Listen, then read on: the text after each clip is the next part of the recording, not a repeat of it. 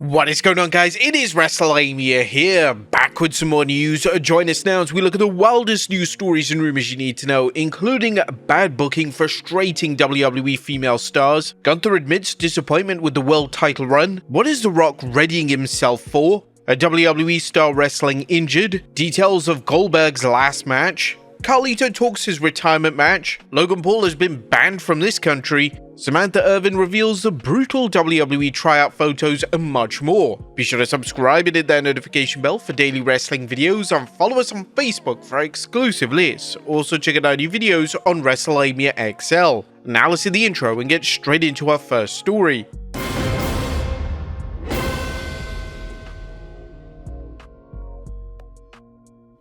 Now, first story looks at bad booking frustrating WWE female superstars. Atop of today's news are reports of a growing dissatisfaction among the WWE female wrestlers with their booking. Despite improvements following Triple H taking over creative, WWE's women's division has never been its strong suit, and apparently several WWE stars are frustrated enough that they're speaking out. During an appearance on The Hump, Fightful Select Sean Ross Sapp revealed, somebody asked me about women's booking, and I said yes, I have spoken with plenty of the women in WWE who are frustrated with how the women's division is booked. This isn't a new issue, but it's nowhere near the level of frustration seen around the Royal Rumble 2022. But whether it's the women's tag division or the shaky situation surrounding WWE's secondary titles for its women, including one week where both champions took pinfall losses, there's definitely plenty of room for improvement. The situation is all the more outstanding because it's difficult to recall a time when the women's roster was stacked from top to bottom. Sapp provided more details on what he's heard, saying, for example, there's been a situation where the women's WWE performer reached out to me and said,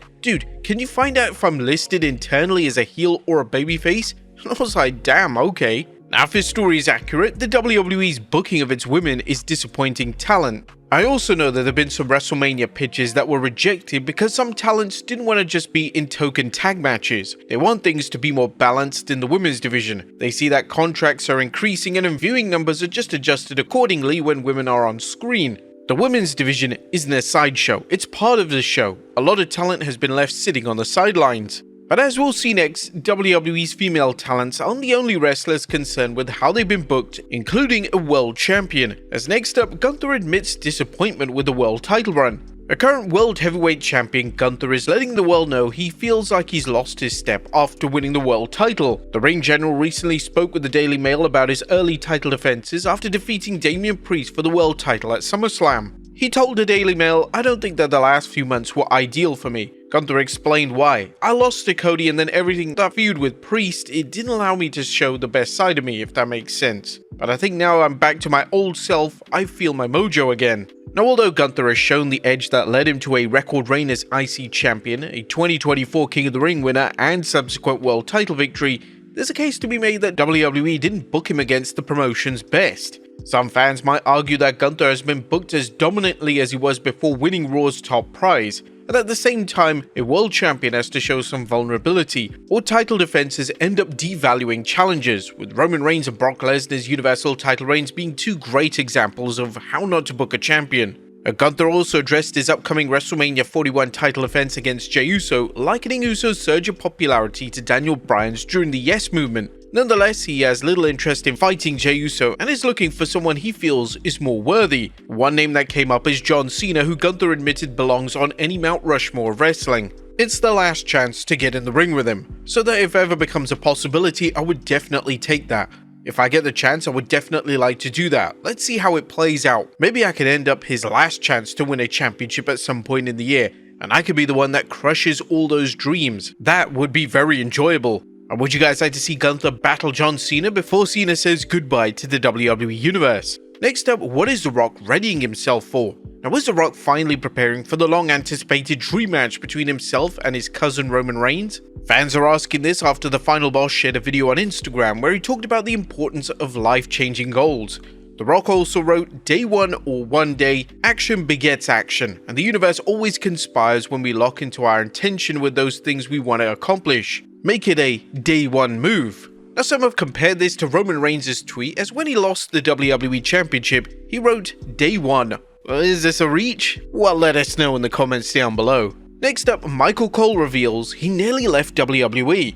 And Michael Cole leave WWE? While that may seem impossible, he told Logan Paul that he was considering walking away after decades in the promotion. I was never really able to break out. Vince was very hands-on and everything had to fit his vision. It was his sandbox. We're allowed to have bigger personalities now. You're seeing the real Michael Cole. The guy who crowd surfs, who gets on tables, who jokes around. That would have never happened under Vince. Our Cole's discussion led to an incredible revelation. I was considering stepping away, but my wife told me, "This is your legacy," and she was right. It's kind of crazy that we've come to a point in WWE where we'd be gutted if we didn't have Michael Cole in the booth. Next up, a WWE-style wrestling injured. Now, Penta Zero has been tearing things up ever since his WWE debut, but did you know that he's been wrestling with a broken bicep? During an episode of Sheamus' Celtic Warrior workouts, Penta told Sheamus, "3 years ago, one wrestler kicked me and broke my bicep." Sheamus followed up asking Penta if he'd torn his bicep, and according to WrestleTalk, Penta confirmed it on the video. You could even see when he's doing some bicep curls that his bicep is just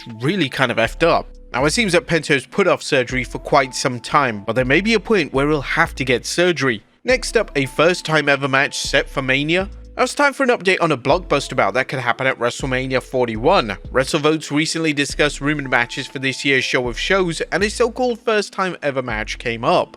I could see it, Dominic Mysterio versus Finn Balor. I don't think it will happen. You know, I've heard potentially AJ Styles, if it's not Braun Breaker, for Finn in a singles match for the first time at WrestleMania. So I do believe, as we reported last week, I do believe the undercard is still being worked on. So unfortunately these talents fall into the WrestleMania undercard. So I think a lot of shuffling is still going on there.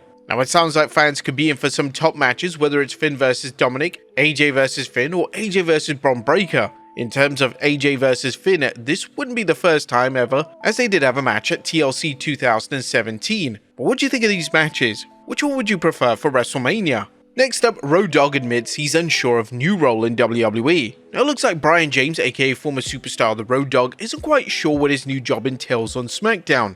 You may recall recent news that James was given the job of helping out SmackDown on its creative side. However, just what will James be doing? Well, apparently not even he knows, as he recently revealed to Chris Van Vliet that I have no idea what my role is at WWE. I could care less to tell you the truth, so I'm really still in charge of creative of live events. But now we've scaled live events back. Previous reports suggested James would play a major role in SmackDown's creative department, which he suggested in our weekly analysis of the Blue brand has been a hit and miss in terms of storytelling, especially with the addition of an hour. But he also discussed those live events. Domestically, especially this year coming, we're going to find out where our sweet spot is. A lot of overseas live events coming up this year. There's huge money there. The business side of things right now are so far beyond what they have ever been before, even Attitude Era. Now, the WWE's financial success is undeniable, but fans aren't going to tune in if they're not entertained, which inevitably will hurt live event business. Next up, details of Goldberg's last match. Now, the wait is over and WWE fans now know when Bill Goldberg will work his last match.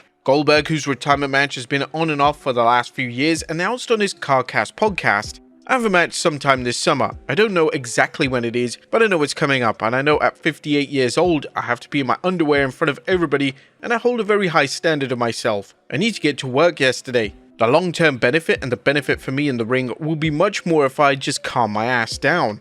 Goldberg talked about how his training has helped him prepare for the upcoming match. "I feel like $1 trillion, whether it's from the stuff that I altered my life prior or the stem cell treatment after a day. I feel like $1 million comparatively.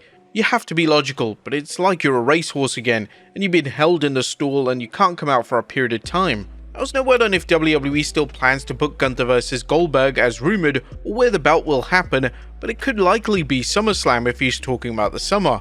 Next up, Carlito talks retirement match. Now, is Carlito ready to retire? Not yet, but the Judgment Day member recently told Chris Van Vliet that he has his retirement match planned out. You know, I haven't thought that far ahead. You know what it'd probably be?